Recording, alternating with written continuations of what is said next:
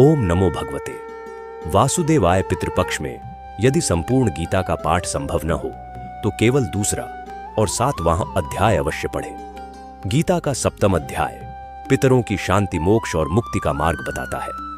श्राद्ध और तर्पण से जुड़ी गहराई को समझाते हुए यह अध्याय पितृदोष से मुक्ति दिलाने वाला है।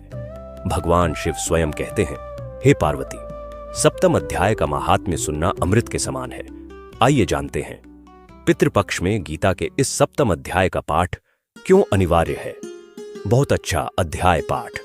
जल वायु भूमि अमल, पंचम व्योम महान, बल बुद्धि और अहंपन, 8 प्रकृति जान, यह मेरो माया प्रबल, भव के बीच प्रधान, इसके अंश जो वस्तु है, जाल उसी का जान।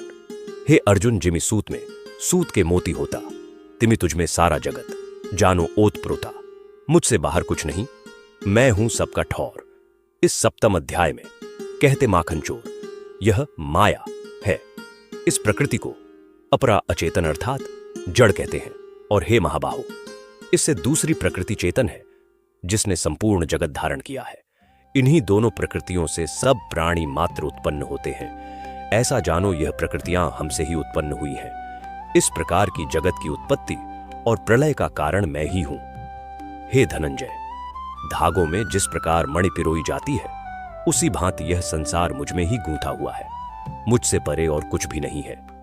हे कुंती पुत्र, जल में रस मैं ही हूं, चंद्रमा और सूर्य में प्रभा मैं ही हूं, सब वेदों में प्रणव मैं ही हूं, आकाश में शब्द तथा पुरुषों में पौरुष मैं ही हूं। हे अर्जुन, पृथ्वी में जो सुगंध है वह मैं हूं। भजते हैं वे इस माया को पार कर जाते हैं जो पापी मूढ़ नराधम माया ने जिनका ज्ञान हर लिया है और आसुरी भाव ग्रहण किए हुए हैं, मुझको नहीं पाते हैं।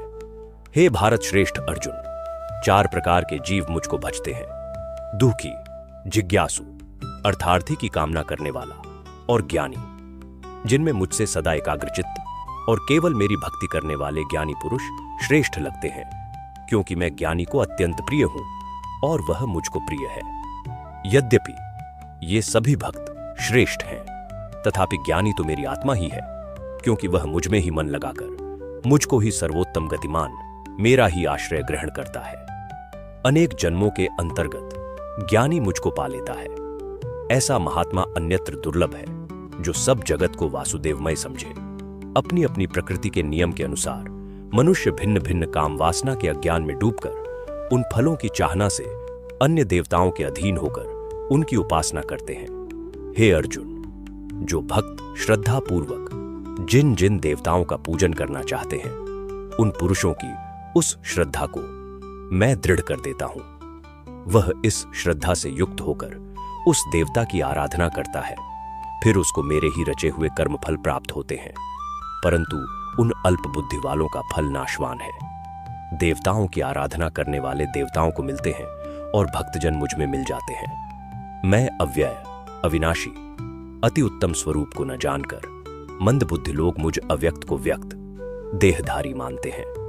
मैं योग्य माया से आच्छादित होने के कारण सबको नहीं दिखता हूं, उसी से मूढ़ लोग अनादि तथा अविनाशी मुझको नहीं जानते। हे अर्जुन, मैं भूत, भविष्य और वर्तमान के सब प्राणियों को जानता हूं, पर मुझको कोई भी नहीं जानता। हे भारत, हे परंतप, इच्छा और द्वेष से उत्पन्न होने वाले सुख, दुख आदि द्वंद्वों के मोह से जगत के सभी प्राणी भ्रम में फंस जाते हैं। जिन पुण्यात्माओं के पाप नष्ट हो गए हैं, वह पुरुष द्वंद्व के मोह से छूटकर दृढ़ निश्चय करके मेरी भक्ति करते हैं। जो मेरा आश्रय लेकर जन्म मरण के दुख दूर करने के अर्थ प्रयत्न करते हैं, वे पुरुष ब्रह्म, आत्मज्ञान और संपूर्ण ज्ञान को जानते हैं। जो अधिभूत, अधिदेव और अधियज्ञ इन सब में व्यापक मुझको जान पाते हैं, वे समाधिस्थ पुरुष मरण काल में मुझको जानते हैं। इति श्रीमद् भगवद गीता सुप्रसिद्ध उपनिषद सुब्रह्म विद्या योग शास्त्रे श्री कृष्ण अर्जुन संवादे प्रकृति भेद योगो नाम 7मोऽध्याय। 7वें अध्याय का महात्म्य। श्री नारायण जी बोले, हे लक्ष्मी, अब 7वें अध्याय का महात्म्य सुनो। एक पटेल नामक नगर था, जिसमें शंकुकर्ण वैद्य रहता था। वह व्यापार करने को नगर के बाहर कहीं प्रदेश जा रहा था। रास्ते में शंकुकर्ण को एक सर्प ने डस लिया, जिससे वह मर गया। तब उसके साथी दाह क्रिया करके आगे को सिधारे। जब लौटकर घर में आए तब उसके पुत्र ने पूछा, मेरा पिता शंकुकर्ण कहां है?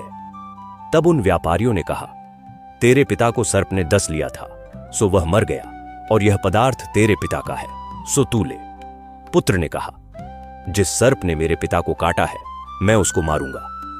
उन व्यापारियों से कहा, चलो वह ठौर मुझे बताओ जहां मेरा पिता शंकुकर्ण मरा है। व्यापारियों ने वहां लेजा खड़ा किया। देखा तो वहां एक वामी है जिसे वह कुदीले से खोदने लगा। जब छेद बड़ा हुआ तो वहां से एक सर्प निकला। सर्प बोला, तू कौन है? मेरा घर क्यों खोदता है? उस बालक ने कहा, मैं शंकुकर्ण का पुत्र हूं। जिस सर्प ने मेरे पिता को मारा है मैं उसको मारूंगा। तब सर्प ने कहा, हे पुत्र, मैं तेरा पिता हूं, तू मुझे इस अधम देह से छुड़ा और मुझे मत मार। यह मेरा पूर्व जन्म का कर्म था, सो मैंने भोगा। तब पुत्र ने कहा, हे पिता, कोई उपाय बताओ जिससे तुम्हारा उद्धार हो। तब उस सर्प ने कहा, हे पुत्र, किसी गीता पाठी ब्राह्मण को घर में भोजन कराओ और उसकी सेवा करो, तो उसके आशीर्वाद से मेरा कल्याण होगा। तब उस बालक ने अपने घर पर जितने गीता का पाठ करने वाले थे उन सबको बुलाकर श्री गीता जी के 7वें अध्याय का पाठ कराया और उनको भोजन करवाया। तब उन ब्राह्मणों ने आशीर्वाद दिया।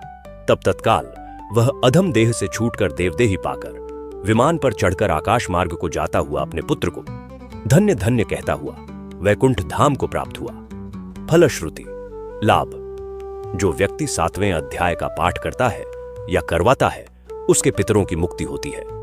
पूर्वज प्रसन्न होकर आशीर्वाद देते हैं, परिवार में शांति आती है और कलह मिटता है, पितृदोष और बंधन समाप्त हो जाते हैं। इसलिए हे भक्तजनों, जो भी इस वीडियो को सुन रहा है वह आज ही गीता के 7वें अध्याय का पाठ आरंभ करे और इसे अपने परिवार में भी अवश्य सुनाए। इससे आपके पितरों को शांति मिलेगी और आपके जीवन में सुख समृद्धि बढ़ेगी। अगर आपको यह पावन कथा अच्छी लगी हो तो लाइक जरूर करें, अपने मित्रों और परिवार में शेयर करें और ऐसी ही दिव्य कथाओं और व्रत महात्म्य को सुनने के लिए हमारे चैनल व्रत कथा क्रिएशन चैनल को सब्सक्राइब करें। साथ ही बेल आइकॉन दबाना न भूलें ताकि हर नई कथा की सूचना सबसे पहले आप तक पहुंचे।